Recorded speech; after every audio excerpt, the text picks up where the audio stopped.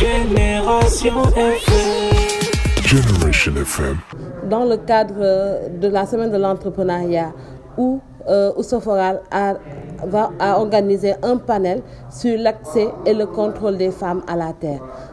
C'est ce qui fait qu'aujourd'hui, donc l'objectif de cet atelier, de ce panel, c'est vraiment de sensibiliser sur l'importance de donner à la femme la terre, mais surtout de l'accès des femmes à la terre, mais l'accès individuel à la terre. Donc c'est ce qui nous réunit aujourd'hui ici à ECAF, avec tous les acteurs de l'écosystème entrepreneurial, mais aussi avec des bénéficiaires de nos différents projets qui sont dans nos zones d'intervention.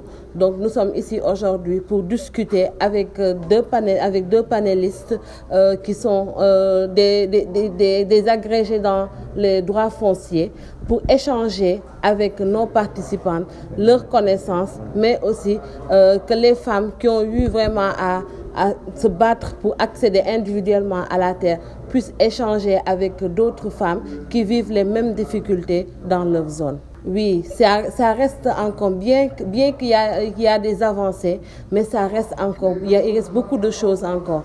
Il y a beaucoup de difficultés, les femmes se battent encore pour avoir de la terre, mais surtout avoir la terre où elles sont elles-mêmes propriétaires. Ça reste encore très difficile pour elles, mais je pense que des activités comme ce genre de panel, comme des sensibilisations de masse que l'on fait, nous pensons que ça va porter des fruits et que de plus en plus les femmes sauront qu'elles ont aussi droit, comme les hommes, à accéder à la terre. La terre n'est pas une propriété qui est privée ou bien qui est pour une personne, mais c'est une propriété qui appartient à tous. Le message que nous adressons vraiment à l'État, c'est de vraiment faciliter et de permettre aux femmes d'accéder à l'information. Parce qu'aujourd'hui, si les femmes ne savent pas quelles sont les procédures, où elles vont passer, comment elles vont faire pour accéder à la terre, vraiment c'est de mettre en place un système d'information de proximité pour que les femmes qui sont dans le monde rural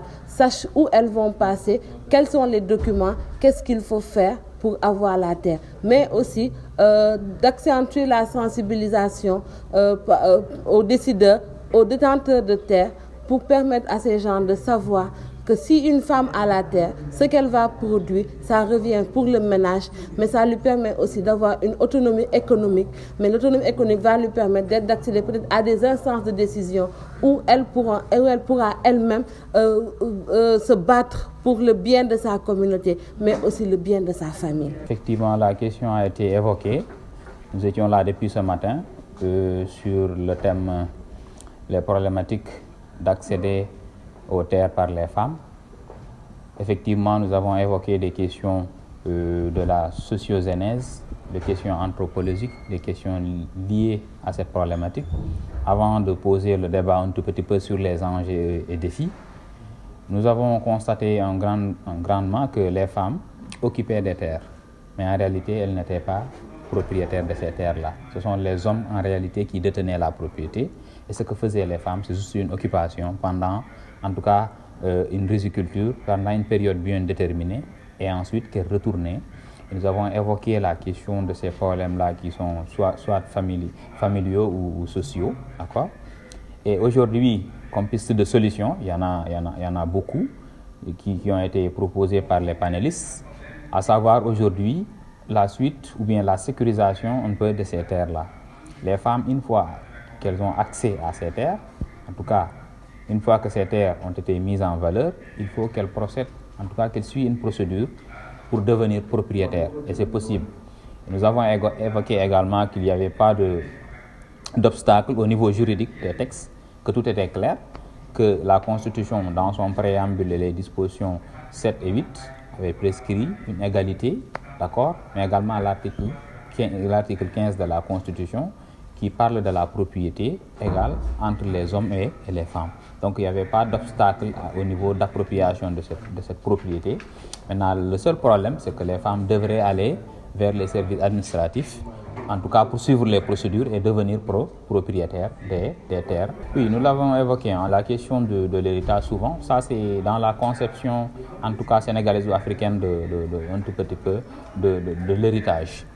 ou un tout petit peu de la couche sociale entre la disparité qui est faite entre l'homme et la femme. Souvent, l'homme est mis un tout petit peu en avant dans la question de cet héritage.